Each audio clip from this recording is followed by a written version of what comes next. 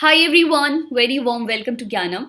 So today was the budget day and we are here with the budget highlights. In this video, we are going to discuss some quick facts about a budget, then constitutional provisions, and then we'll jump to the highlights of 2022-23 budget. So let's get started. I'll start with quick facts of the budget. First of all, who present finance bill. This finance bill or annual financial statement and popularly called budget, ये कौन present करता है? So this is presented by finance minister in Lok Sabha only, right? Rajya Sabha में नहीं. लोक सभा में present किया जाता है on first working day of Feb और first working day of Feb at 11 AM. ठीक है, 11 बजे मॉर्निंग में प्रेजेंट किया जाता है. किसी टाइम पर ये 5 PM भी प्रेजेंट किया जाता था जब according to British time period, right, जब हमारे इंडिया में 5 बज रहे होते थे शाम के, तो यूके में, ब्रिटेन में 12 बज रहे होते, अप्रॉक्स 12-12:30 होते थे इन द मॉर्निंग. ठीक है, सो और 11:30, अराउंड 11:30 होते थे in the morning. So at that time जो है वो प्रेजेंट किया जाता था, लेकिन अभी ये 11 बजे मॉर्निंग में प्रेजेंट किया जाता है by finance minister. Every budget gives us three set of figures. Three set of figures क्या है? First is budget estimates for next financial years. Next financial years के लिए estimates होते हैं. हम correct figures कभी नहीं बता पाएंगे next financial year के लिए. Current year के लिए budget and revised estimate होते हैं. एंड प्रिसीडिंग फाइनेंशियल ईयर के लिए एक्चुअल फिगर्स होती हैं हमारे पास, जो कि हमारे इकोनॉमिक सर्वे में भी आ गई होती हैं. फाइन. कॉन्स्टिट्यूशन प्रोविजंस की बात करते हैं. Article 112 talks about the annual financial statement. हमारे कॉन्स्टिट्यूशन में कहीं पर भी बजट वर्ड नहीं लिखा हुआ है.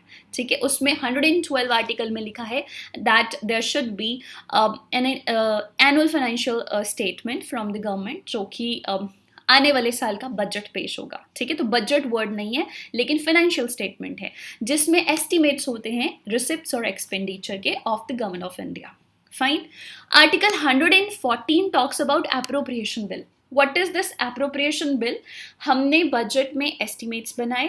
अब हर एक मिनिस्ट्री को डिमांड फॉर ग्रांट चाहिए. अब उसके लिए जब तक एप्रोप्रिएशन बिल पास नहीं हो जाता, हमारे कंसोलिडेटेड फंड ऑफ इंडिया से पैसे नहीं निकाले जा सकते. सिर्फ बजट प्रेजेंट करना is not enough. Finance bill जो है वो पास करना होता है लोकसभा में, और उसमें बहुत सारे ऑप्शंस होते हैं. आगे हम चल के पढ़ेंगे कि क्या प्रोसीजर रहता है. उनमें से एप्रोप्रिएशन बिल एक बिल होता है. जब फाइनली एप्रोप्रिएशन बिल पास होता है उसके बाद ही कंसोलिडेटेड फंड ऑफ इंडिया से विड्रॉ किया जा सकता है. पैसे, मनी जो है वो विड्रॉ की जा सकती है. फाइन. देन हम बात करते हैं houses of parliament. As I told you कि फाइनेंस रिलेटेड मैटर है, मनी रिलेटेड मैटर है, तो हमारा जो लोकसभा है उसी के पास ज़्यादा पावर रहती है. So according to article 109 part 1, money bill और finance bill dealing with taxation must be introduce only in Lok Sabha. सिर्फ लोकसभा में पास किया जा सकता है. एंड आर्टिकल 109(5) पार्ट 5 कहता है दैट Rajya Sabha needs to return the money bill to Lok Sabha with in 14 days. You know this, right. Money bill जो होता है वो सिर्फ और सिर्फ लोकसभा में पास होता है. राज्यसभा को उसको भेजा जाता है, लेकिन जस्ट फॉर रिकमेंडेशन. राज्यसभा के पास दो ऑप्शन है. या तो राज्यसभा अपनी रिकमेंडेशंस भेज दे. अगर वो अपनी रिकमेंडेशन नहीं भेजती है विद इन 14 days, तो ये बिल ऑलरेडी पास समझा जाता है फ्रॉम राज्यसभा साइड. तो 14 दिन से ज़्यादा वो इसे होल्ड करके नहीं रख सकती है. फाइन. ऑल राइट, नेक्स्ट चलते हैं. प्रिपरेशन ऑफ बजट कैसे की जाती है? सो कौन प्रिपेयर करता है? Department of economic affairs, finance ministry. ये स्टार्ट करते हैं बजट बनाना 6 महीने पहले ही. Started making budget about 6 months prior to the date of presentation. जिसमें क्या क्या आता है? Issuance of circulars to all the ministries, because you know कौन सी मिनिस्ट्री को कहाँ पे इन्वेस्टमेंट करनी है और कौन से प्रोजेक्ट्स इंपॉर्टेंट हैं आने वाले टाइम में या फॉर द नेक्स्ट ईयर, ये मिनिस्ट्री ही बताएगी. फाइनेंस मिनिस्ट्री एलोकेशन करेगी, डिस्कशंस करेगी, लेकिन एग्जैक्टली वर्क क्या रहेगा उनका वो पर्टिकुलर मिनिस्ट्री बता सकती है. Then comes the consultation on proposals. जो भी मिनिस्ट्रीज ने प्रपोजल्स बनाए हैं उनके ऊपर consultation. Allocation of revenues, then right, किसको कितना पैसा एलोकेट करना है. प्री बजट मीटिंग्स ये मिनिस्ट्रीज के साथ भी होती है, ये इंडस्ट्रियल पीपल के साथ भी होती है, ये CM and finance ministers of the state के साथ भी होती हैं. ठीक है. And then finally the budget presentation, जो कि आज हुआ. Clear? All right. Moving ahead, budget goes through 6 stages in parliament, starting from the presentation of budget. So सबसे पहले present कर दिया budget, उसके बाद क्या क्या stages रहती हैं? General discussion. Let me tell you, general discussion same day start नहीं होती है. Like आज budget की presentation थी, आज ही discussion नहीं होगी. Fine. जब भी next session होगा parliament का, तब से discussions होना start होंगी. Scrutiny by department committee. You know that Lok Sabha और राज्यसभा में डिपार्टमेंटल कमेटीज होती हैं जो कि हर एक क्लॉज को स्क्रूटनाइज करेंगी. Then comes the voting on demand for grants. अब आज बजट आया है, हर एक मिनिस्ट्री को जो है वो बजट एलोकेट हुआ है, हर एक स्कीम के लिए भी बजट एलोकेट हुआ है. तो मिनिस्ट्री वाइज जो है वो डिमांड फॉर ग्रांट्स प्रिपेयर की जाती हैं और पेश की जाती हैं. फाइन.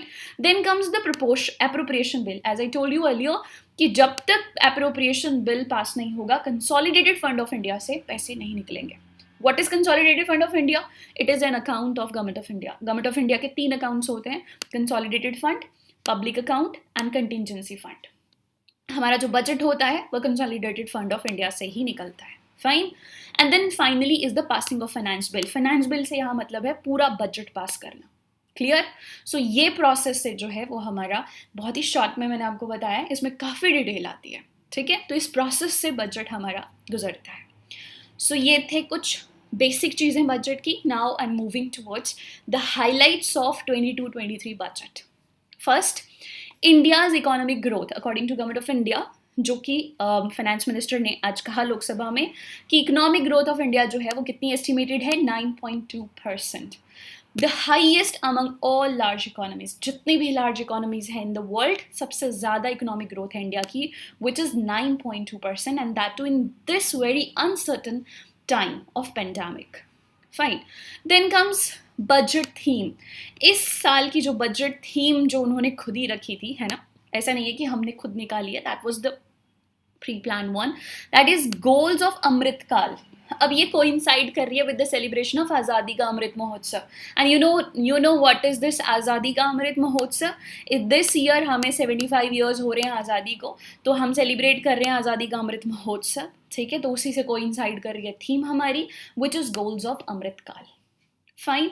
बजट स्ट्रक्चरिंग जो है वो 4 प्रायोरिटी एरियाज में की गई थी. That is, one is PM Gati शक्ति, इंक्लूसिव डेवलपमेंट. अगर आपने स्पीच सुनी होगी तो बहुत क्लियरली ये पता चलेगा. Productivity enhancement, investment, energy transition and climate action. And last is financing of investment. Investment को कैसे बढ़ावा देना है. फाइन. तो ये 4 प्रायोरिटी एरियाज थे जिनको हम आगे डिस्कस करेंगे हाईलाइट्स में. Alright, starting with PM Gati Shakti. Infrastructure growth, ये फाइनेंस मिनिस्टर ने बहुत हाईलाइट करके कहा था. So I have written this point. Infrastructure growth will be driven by 7 engines in the country. और ये 7 इंजन्स उन्होंने बोले: road, railways, airports, ports, mass transport, waterways and logistic infrastructure. ये 7 इंजन्स ऑफ ग्रोथ. मैं फिर कह देती हूँ आपको, budget speech and the budget जो है वो एक पिक्चर देता है, not a very clear picture. बहुत सारी चीज़ों के लिए इम्प्लीमेंटेशन जो है वो बाद में आएगी अभी एक एक करके. ठीक है, ऑलराइट. 100 पीएम गति शक्ति cargo terminals for multiple logistic start किए जाएंगे. You know what is cargo terminal? It is a point, it is a place जहाँ पर it's a kind of godown, right, जहाँ पर बहुत सारा कार्गो रखा जाता है. फाइन, रखा जाता है, स्टोर किया जाता है. वहाँ प्रोसेसिंग नहीं होती कुछ भी, जस्ट स्टोर किया जाता है. One station one product concept to be popularise to promote local business and supply chains. एक स्टेशन पे एक प्रोडक्ट, वो भी लोकल. ठीक है, ताकि लोकल बिजनेस जो है उसको बढ़ावा दिया जा सके. 400 new generation Vande Bharat train जो हैं वो इंट्रोड्यूस की जाएंगी नेक्स्ट 3 years. How many? ये फिगर ज़रूर याद रखना. 400 new generation Vande Bharat train जो हैं वो इंट्रोड्यूस की जाएंगी. Then comes National Ropeway Development Plan. This is an alternative to conventional जो हमारा ट्रांसपोर्ट रहता है. सो रोपवे डेवलपमेंट जो है वो उसको बढ़ावा दिया जाएगा. This is kind of sustainable हमारे लिए, क्योंकि एनवायरनमेंट को बहुत ज़्यादा डिग्रेड नहीं करता ropeway. Fine. Then comes agriculture and food processing.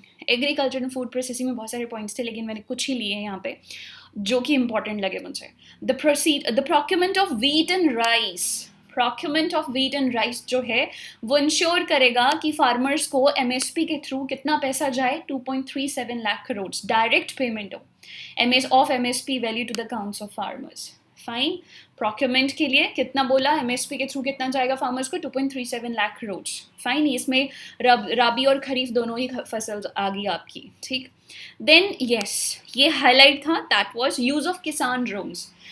Drones का एक डिफरेंट यूसेज बताया, सर्विस बताई, क्या किसान ड्रोन्स यूज किए जाएंगे for promoting this crop assessment के लिए, क्रॉप असेसमेंट के लिए, ठीक है। फिर याद रखना, promoting chemical free natural farming, chemical free natural farming promote की जाएगी, लेकिन स्टार्ट कहाँ से करेंगे, गंगा रिवर के किनारे जो फार्मर लैंड है वहाँ से। इससे फ़ायदा क्या होगा, एक तो हमें ऑर्गेनिक फूड मिलेगा, दूसरा जो फर्टिलाइजर से पोल्यूट होती है गंगा वो भी नहीं होगी, ठीक है। केमिकल फर्टिलाइजर से जो पोल्यूशन होता है वो नहीं होगा।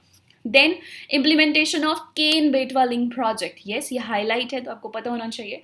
केन कहाँ और बेटवा जो रिवर्स हैं ये कहाँ हैं, दोनों ही रिवर्स जो हैं वो मध्य प्रदेश और यूपी में बहती हैं और दोनों ही यमुना की ट्रिब्यूटरीज हैं, तो इन दोनों को कनेक्ट किया जाएगा। इन दोनों को कनेक्ट करने से क्या होगा, इरिगेशन बढ़ेगी, ये ना। जिन दो, देखो मैं आपको ये बता देती हूँ, जो ये केन और बेटवा हैं, if this is MP and this is UP ऊपर, और यूपी से यमुना आती है इधर और आगे जाके गंगा में मिलती है और आगे गंगा जाती है, तो मध्य प्रदेश के एक तरफ से जो है वो बेटवा आती है और दूसरी तरफ से केन आती है और दोनों यमुना में जाके मिलती हैं, तो इनको यहाँ से कनेक्ट करना है, this is the link project. Fine, so इससे इरिगेशन होगी, बहुत सारे एरिया कवर करेंगे हम जहाँ पे इरिगेशन, ड्रिंकिंग वाटर भी मिलेगा लोगों को और साथ में हाइड्रो एनर्जी जो है वो भी हम बना पाएंगे इसके ऊपर।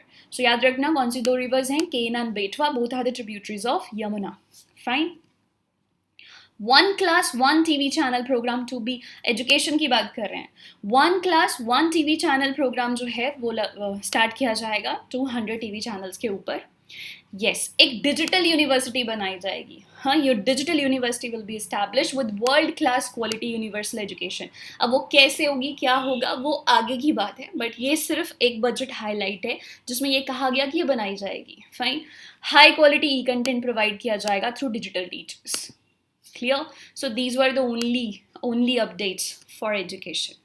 Then comes to health, national tele mental health programme शुरू किया जाएगा जिसमें आपको क्वालिटी कंसल्टिंग काउंसलिंग मिलेगी, आप कंसल्ट कर सकते हो टेलीफोन के ऊपर फॉर हेल्थ, ठीक है, specially mental health, right. And then mission Shakti, mission Vatsalya and Saksham Anganwadi and Poshan to be launch for better child care. यहाँ पे जो मिशन शक्ति है this is for the empowerment of women, mission Vatsalya जो है this is for encouraging the breastfeeding so that we can reduce the infant mortality rate, and then saksham anganwadi, यहाँ से आपको समझ में आ रहा है anganwadi, and this is to increase the child care, for the better child care। Fine, and then 2 lakh anganwadis जो हैं उनको अपग्रेड किया जाएगा टू सक्षम आंगनवाड़ीज। गाइडलाइंस फिर कह रही हूँ, दिस इज बजट जिसमें इसी तरह से चीज़ें लिखी जाती हैं, एंड देन जो फर्दर क्या क्या गाइडलाइंस रहेंगी, एग्जैक्टली क्या रहेगा उसमें, वो लेटर ऑन जो है वो गवर्नमेंट की तरफ से नोटिफिकेशंस इशू की जाती हैं। Then comes ease of living, ease of living में क्या होगा, ई पासपोर्ट, यस ये भी बहुत इंपॉर्टेंट हाईलाइट था, दैट ई पासपोर्ट जो है वो इशू किया जाएगा, it will be similar kind of passport जैसा हमारा होता है बट विद अ चिप, ठीक है, विद एम्बेडेड चिप, राइट, ये आएगा आगे फ्यूचर में। And then establishing centres of excellence for urban planning and providing a battery swapping for क्या कहते हैं इलेक्ट्रिकल व्हीकल्स के लिए, बैटरी स्वैपिंग पॉलिसी और alternative to setting up charging station in urban areas. Fine, then comes financing of investment, financing of investment में जो पहला highlight था that was public investment to continue to pump prime private investment. Public investment मतलब government investment जो है वो continue रहेगी, किसको बढ़ावा देने के लिए, prime private investment. What is prime private investment, this is the kind of investment for the startups. Prime private मतलब स्टार्टअप्स, अर्ली फंडिंग जो होती है किसी स्टार्टअप के लिए, that is called prime private investment. Introduction of digital रूपी, yes digital रूपी means crypto currency यहाँ पर, ठीक है। सो आरबीआई जो है will start a digital rupee or cryptocurrency in the starting of 2022-23 financial year. ठीक है, तो ये आने वाले टाइम में जब भी होगा will see that. Then is tax proposals, allowing taxpayers to file update return within 2 years now. So जो tax file है वो हम 2 साल तक कर सकते हैं. Tax relief, yes. Digital disable जो people हैं उनके लिए tax relief है. And then मैंने ये बहुत ज़्यादा इंक्लूड नहीं किया, इसमें बहुत सारे पॉइंट्स थे, तो this is just the highlight. And alternative minimum tax cooperative societies का येस जो टैक्स है वो घटा दिया है from 18.5 to 15%. Fine. And increasing tax deduction limit, ये this is very important. Tax deduction limit on employers contribution कितना कर दिया फॉर स्टेट गवर्नमेंट एम्प्लॉयज़, इसको भी सेंट्रल गवर्नमेंट एम्प्लॉयज़ के बराबर ले आए हैं. सेंट्रल गवर्नमेंट एम्प्लॉयज़ का जो एम्प्लॉयर कॉन्ट्रीब्यूशन रहता है, टैक्स डिडक्शन लिमिट रहती है, दैट इज़ 14%, और स्टेट एम्प्लॉयज़ की रहती थी आपकी 10%. फाइन. तो स्टेट एम्प्लॉयज़ की भी इंक्रीज करके कितनी कर दी, 14% नाउ. फाइन. तो बराबर कर दिया स्टेट और सेंट्रल एम्प्लॉयज़ का. Then is the income from transfer of virtual digital assets. Very important again. So virtual digital asset से जब भी ट्रांसफ़र होगा या मतलब आपके अकाउंट में होगा या फिर आप किसी को इवन गिफ्ट भी करते हो विद वर्चुअल करेंसी, तो भी टैक्स डिडक्शंस कितनी होंगी, 30%. These were the highest slabs अभी. ठीक है, सो 30% जो है वो डिडक्शन रहेगी क्रिप्टो करेंसी में. Fine. Tax deduction. Custom administration to be fully IT driven in SEZ. Special economic zones जो हैं वहाँ पे कस्टम एडमिनिस्ट्रेशन जो रहेगा वो फुली IT ड्रिवन किया जाएगा आने वाले टाइम में. Then is allocation of major schemes. So ये मेजर हाईलाइट्स थे बजट के. यहाँ पे मैंने कुछ एलोकेशंस लिखी हैं मेजर स्कीम्स में, कौन कौन सी कितनी कितनी एलोकेशन है. नेशनल हेल्थ मिशन को 37,800 करोड़ मिला है. Jal Jeevan mission 60,000 crore. Then national education mission, PM Kisan योजना, ग्राम सड़क योजना, आत्मनिर्भर भारत रोजगार योजना एंड PM स्वास्थ्य सुरक्षा योजना के ये एलोकेशंस हैं. ठीक है, जैसे स्कीम एलोकेशन होते हैं ऐसे मिनिस्ट्री एलोकेशंस भी होते हैं. डिफेंस को कितना मिला, एजुकेशन को कितना मिला, जो कि मैंने यहाँ पे इंक्लूड नहीं किए हैं. आई विल जस्ट इनका डिस्क्रिप्शन जो है वो मैं आपको डिटेल्ड जो हमने बनाया है डॉक्यूमेंट वो डाल दूँगी. ठीक है, सो आप you can download. All right, थोड़ा बैलेंस शीट पे नज़र डालते हैं. राइट. सो रेवेन्यू रिसिप्ट हमारे इतने हैं 22 lakh crore. Fine. And then capital receipts जो हैं 17.4 लाख करोड़ हैं. एंड देन मैं जंप कर रही हूँ यहाँ पे, ये तो हमेशा ही बैलेंस होगा. ठीक है, because this is balance sheet. And revenue receipt deficit पे आते हैं हम. ठीक है, तो रेवेन्यू डिफिसिट आप देखो कितना दिया गया है, 3.8% ऑफ GDP. 3.8% of GDP. क्या होता है revenue receipt, deficit. Revenue deficit होता है excess of revenue expenditure over revenue receipt. ठीक है, कितना ज़्यादा एक्सपेंडिचर किया हमने जितना हमें रेवेन्यू रिसिप्ट मिले थे. फाइन. सो कितना है डिफिसिट. डिफिसिट हमेशा लैकिंग साइड, मतलब हम पीछे हैं. That is 3.8% of GDP. तो आप इसको माइनस करोगे ना, ये रही यहाँ पे आपकी रिसिप्ट्स. ये रिसिप्ट्स हैं 22 लाख एंड 31.9 लाख आपकी जो है वो एक्सपेंडिचर है. अगर आप इसको माइनस करोगे तो आपको ये फिगर मिलेगी 9.9 लाख. ये हमारा रेवेन्यू डिफिसिट है. आपने सिर्फ परसेंट याद रखना है, it is 3.8% of GDP. Then comes your physical deficit पे आती हूँ सीधा. It is 6.4%. ये बहुत इंपॉर्टेंट है याद करना, तीनों ही डिफिसिट, रेवेन्यू, फिजिकल और प्राइमरी डिफिसिट. ठीक है, सो फिजिकल डिफिसिट क्या होता है, excess of budget over receipts total. इसमें बोरोइंग्स इंक्लूड नहीं होती. फाइन. सो ये कितना है, 6.4% ऑफ GDP. और हमारा एस्टिमेट ये है, मतलब हमारा टारगेट ये है गवर्नमेंट ऑफ इंडिया का, दैट ये हमने 4.5 करना है बाय 2025. 2025 तक ये 4.5 हो जाना चाहिए. ठीक है, चलो next is your primary deficit. Primary deficit होता है डिफिसिट बिटवीन फिजिकल डिफिसिट, ये physical deficit minus investment payment, interest payment. ठीक है, माइनस इंटरेस्ट पेमेंट.